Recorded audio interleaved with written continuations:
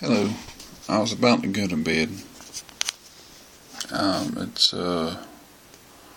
almost 4:30 or past 4:30 in the morning, but I decided I couldn't because I really feel a need. Let me brush this off here to read more prefaces of other Bibles, and these four, with the one of the American Standard Version, the Revised Standard Version, the NASB, the New American Standard Version or Bible, the ESV, the English Standard Version, and the only one I'm missing in it is the NRSV. That's the only one I'm missing. But from reading from what I've seen before, these blatant attacks on the King James, 1 minute calling it regal and beautiful, and saying it's not enough. It's not enough. I mean, it's defects. It says. I can't take it. I gotta say something. So here we go. So just hang tight right there. Well, actually, I'll open this up. There we go. Alright. First of all, it's the American Standard Version. I don't know how many videos this is going to be, but it really doesn't matter, does it? Let's see how many minutes we got already. It's 2 minutes in. I don't have a watch or a clock. But, anyway, I'll just look at the thing. Alright, so here we go. Old Bible from 47, dry rotted, yap came off. Newly edited by the American Revision Committee, 1901, Standard Edition, the Methodist Publishing House, Nashville, Richmond. So here we go. Here's the preface. It is pretty short. Well, somewhat short. About 3 pages. I think they're easy to read, though. It says, a few statements need to be made respecting the origin of this edition of the Revised Version of the English Bible. In the course of the joint labors of the English and American reviser, it was agreed that, respecting all points of ultimate difference, the English companies who had initiatives in the work of revision should have the decisive vote. But as an offset to this, it was proposed to the British side that the American prefaces should be published as an appendix in every copy of the Revised Bible during a term of 14 years. The American Committee, on their part, pledged themselves to give, for the same limited period, no sanction to the publication of any other expeditions of the Revised Version than those issued by the University Presses of England.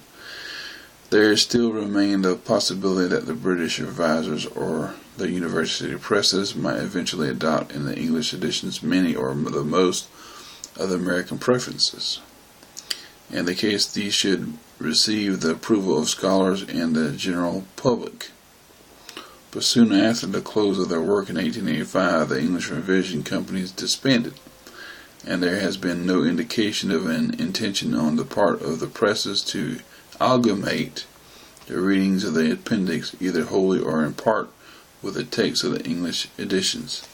The American Revision Committee, after the publication of the Revised Version 1805, resolved to continue their organization and have regarded it as a possibility that an American recension of the English revision might eventually be called for. Accordingly, they have been engaged more or less diligently ever since 1885, and especially since the year 1897, in making ready for such a publication. The judgment of scholars, both in Great Britain and in the United States, have so far approved their American prefaces that it now seems to be expedient to issue an edition of the revised version with those preferences embodied in the text. If the preparation of this new edition had consisted merely in the mechanical work of transferring the readings of the appendix to the text, it would have been a comparatively easy task, but the work was in point of fact a much more elaborate one. The appendix was itself in need of revision, for it had been prepared under circumstances which rendered fullness and accuracy almost impossible.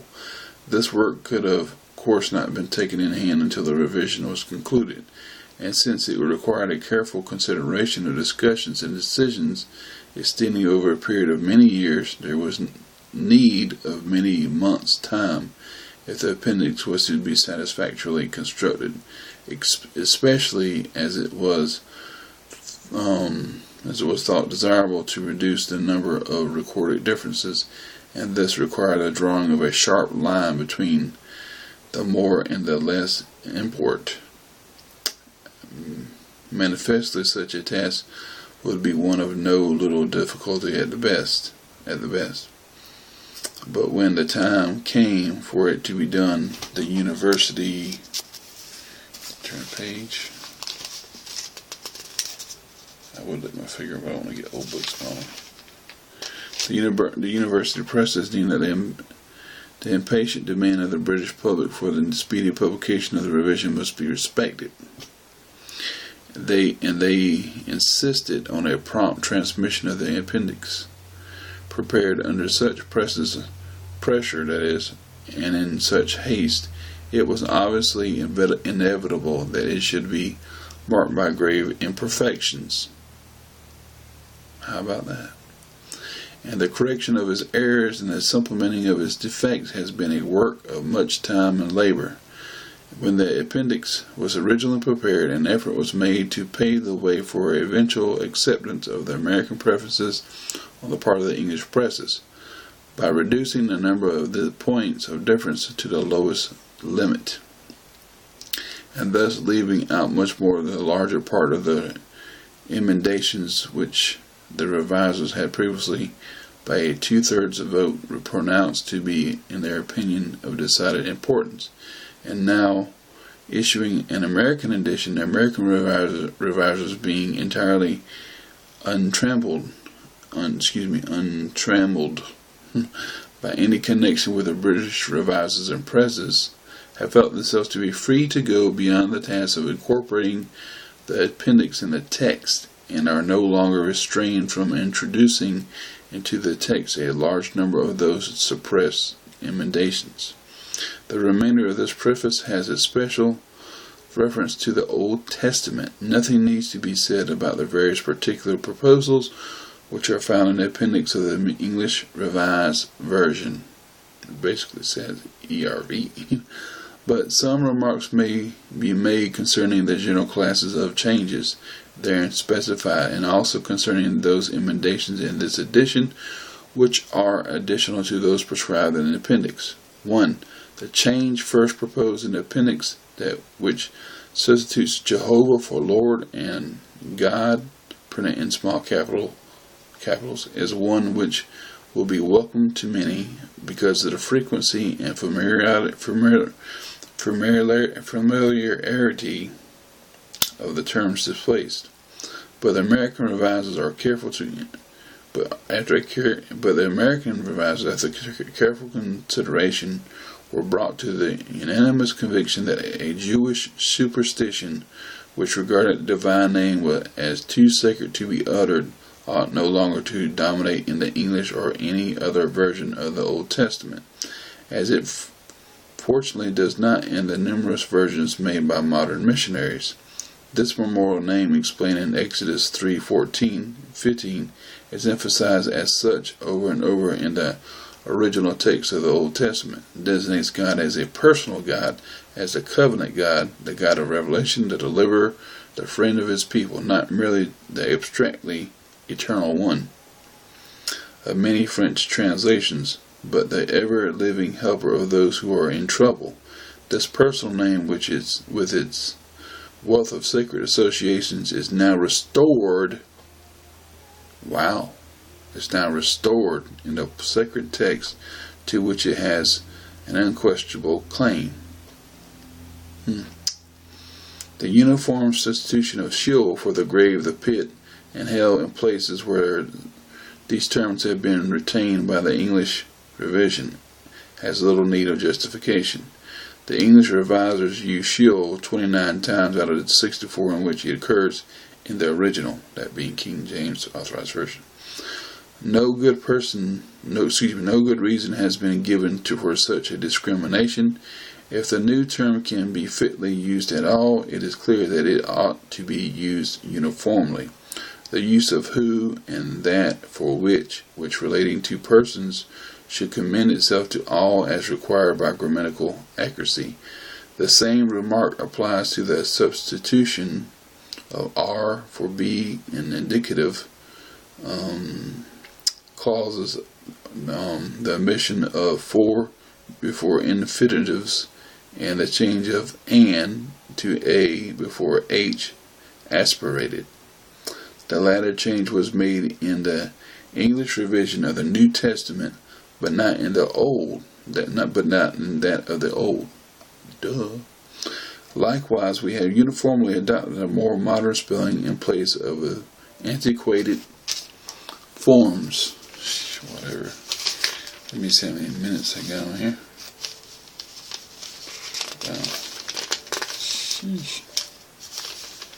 Okay. Let me see how many minutes I got. Alright. No one would advocate the resumption of the exact orthography of the edition in 1611. The mere fact that in a few cases an older form has happened to be retained constitutes no reason for its perpetual retention. Number 2, inasmuch as the present edition differs from the English revision, not simply in presenting it in the text of the American prefaces as given in the appendix, a few remarks may be made with regard to the additional variations which will be found to exist.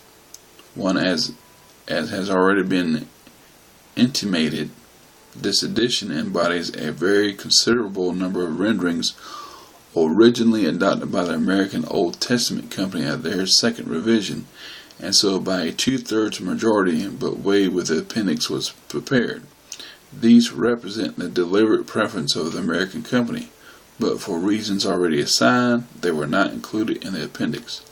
2, particularly coinciding with the foregoing, is a number of alterations which consist in a return to the readings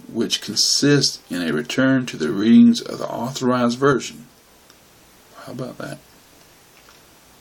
While in some cases the older readings, though inaccurate, seem to have been retained in the English revision through an excessive conservatism. In others they have been abandoned needlessly, and sometimes to the injury of the sense in the sound. In such cases, fidelity to the general injury of the sense in the sound. General principle. That has governed us, has required us to give the preference to the rendering of the common version. Among the many instances of these restorations, we may note Exodus 20:4, 13, Leviticus 19:22, Psalm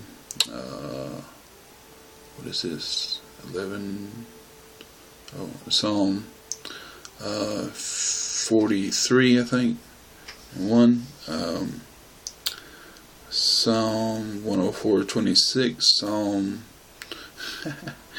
104, I believe it is, 14:4, and Psalm 14:11, Proverbs 8 and 15, Amos 6 and 5. Number 3, sometimes we have found occasion to recede from proposals originally made when a more careful and mature consideration required us to do so. Besides individual cases, like Psalms, when I just mentioned, Ezekiel 5:13 may be mentioning the fact that the requirement of the appendix that be found to need qualification. While the change seems desirable in the majority of the instances, it is by no means so in all. We have therefore retained ashamed in a large number of passages. In some, however, we have preferred confounded, as better suiting the connection. Very many of the instances in which we have gone beyond the literal requirements of the appendix are alterations demanded by consistency. Changes were originally proposed in certain passages only, though the reason for the changes equally requires them to be made in numerous others. Thus, at Psalms 33:5 and in 24 other places, justice was to be put for judgment.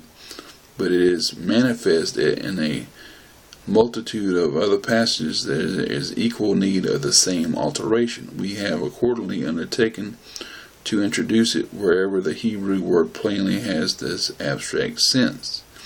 For the same reason we have substituted ordinance for judgment. In the numerous passages like Leviticus 18:4, where the word denotes not a judicial sentence threatened or inflicted, but a law of action. This rendering of the Hebrew word is found in the Authorized Version in some instances, and has been introduced by the Revised Version in a few more.